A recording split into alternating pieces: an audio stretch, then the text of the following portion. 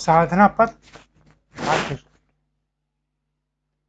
साधना पथ भाग 118 में एक फिर से आपका हार्दिक स्वागत है। मैं हूं रमन कुमार और आप देख रहे हैं समाचार। कहानी एक निर्धन व्यक्ति की है। एक निर्धन विद्वान व्यक्ति चलते चलते पड़ोसी राज्य में पहुंचा। संयोग से उस दिन वहां पर हस्ती पटबंधन समारोह था, जिसमें एक हाथी के सूंड में माला डालकर नगर में घुमाया जाता है। वह जिसके गले में माला डाल देता है वह अगले 5 वर्ष के लिए उस नगर का राजा बन जाता है। वह व्यक्ति भी समारोह देखने लगा। अचानक हाथी ने उसके ही गले में माला डाल दी। सभी ने जय जयकार करते हुए उसे 5 वर्ष के लिए वहां का राजा घोषित कर दिया। राजपुरोहित ने उसका राज तिलक किया और वहां के नियम बताते हुए कहा कि आपको केवल 5 वर्ष के लिए राजा बनाया जा रहा है। 5 वर्ष पूर्ण होते ही आपको मगरमच्छों और घड़ियालों से युक्त नदी में छोड़ दिया जाएगा। यदि आप में ताकत होगी तो आप उनका मुकाबला करके नदी के पार वाले गांव में पहुंच सकते हो। आपको वापस इस नगर में आने नहीं दिया जाएगा। वह निर्धन व्यक्ति पहले तो सिहर गया, पर उसने सोचा कि अभी तो 5 वर्ष का समय है, कोई न कोई उपाय तो अवश्य ही निकल जाएगा। उसने 5 वर्ष तक वीरतापूर्वक राज किया। राज की संचालन प्रक्रिया को पूरे मनोयोग से निभाया और इस प्रकार केवल राज ही नहीं, लोगों के दिल पर भी राज करने लगा। जनता ने ऐसा प्रजा बत्सर राजा कभी पहले देखा ही नहीं। 5 वर्ष पूर्ण हुए। नियमानुसार राजा को फिर से हाथी पर बैठाकर जुलूस निकाला गया। लोगों की आंखों में से आंसू की झड़ी लग गई। नदी के तट पर पहुंचकर राजा हाथी से उतरा और राजपुरोहित ने कहा कि अब आप इस नदी को पार करके दूसरी ओर जा सकते हैं। अश्रुपूरित विदाई समारोह के बीच उसने कहा कि मैं इस राज के नियमों का सम्मान करता हूँ। अब आप मुझे आज्ञा दें और हो सके तो इस निर्मम नियम में बदलाव करने के बारे में भी सोच विचार अवश्य करें।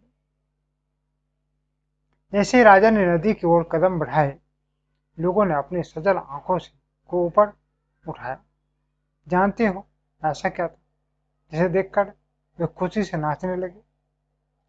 लोगों ने देखा कि उस नदी पर इस पार से उस पार तक राजा के द्वारा बनवाया गया एक पुल था, जिस पर राजा शांत भाव से चला जा रहा था।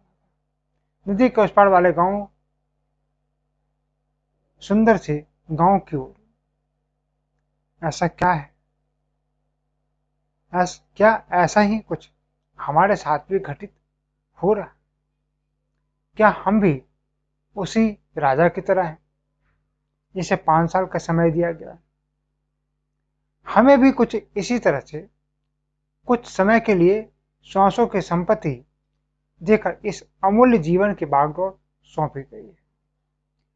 समय पूरा होते ही हमें यह राज छोड़कर भवसागर के उस पार वाले लोक में जाना है, जहां से हमें फिर इस राज में आने की आज्ञा नहीं, इजाजत नहीं।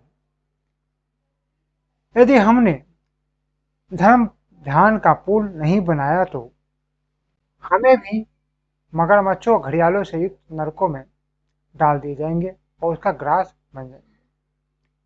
और अगर हम शांत भाव से भवसागर के उस पार वाले लोक में जाना चाहते हैं तो अभी से वह पुल बनाने की शुरुआत हमें कर देनी चाहिए, क्योंकि आयु काल पूरा होते ही होने ही वाला है और जाना तो है ही, यह तो निश्चित है।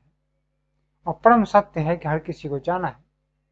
तो आखिर क्यों ना उस पुल को आज से ही बनाना शुरू कर दे, ताकि कल हमें मगरमच्छों घड़ियालों के बीच में जाने के बजाय पुल के ऊपर से, जो हमने धर्म के पालन से बनाए गए पुल के माध्यम से हम उस सुंदर गांव में, जो परम पिता परमेश्वर की गांव है, उसमें जा सके, आप भी और हम भी। आज से हम सब मिलकर ऐसा प्रयास करते हैं, वो सुंदर सा पुल बनाया जाए जो सुंदर गांव की तरफ हमें ले जाता है। 5 वर्ष के बाद आखिर आपको भी और 5 वर्ष के बाद हमें भी, जो हमें श्वास दिए गए उतनी समय हमारे पास, श्वास खत्म होते ही हम सबको जाना है। कोई भवसागर पार करेगा, कोई भवसागर में डूब जाएगा। जो पुल बना के जाएगा वो पार कर जाएगा, जो बीच में जाएगा वो ग्रास बन जाएगा। चलिए हम सब प्रयास करते हैं कि हम सब भवसागर उस पार। नमस्कार।